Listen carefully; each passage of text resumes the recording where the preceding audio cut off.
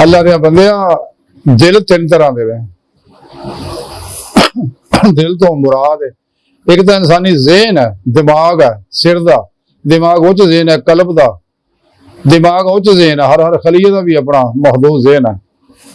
तो इस तो कल्ब तो मुराद है लतीफा कल्ब जो नूरी लतैफ इंसान के अंदर रखे ने अल्लाह ने। ये तीन तरह के ने। एक है कल्बे सलीम, एक है कल्बे मुरीब, एक है कल्बे शहीद।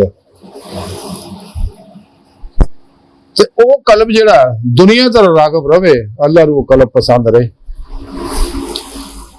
ते दूसरा कल्ब सलीम है, कल्बे सलीम है जिहड़ा आखिरी तैयारी करदा भी जन्नत मिलण, जन्नत दियां हूरां मिलण।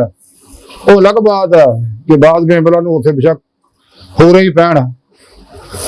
ते एक कल्ब शहीद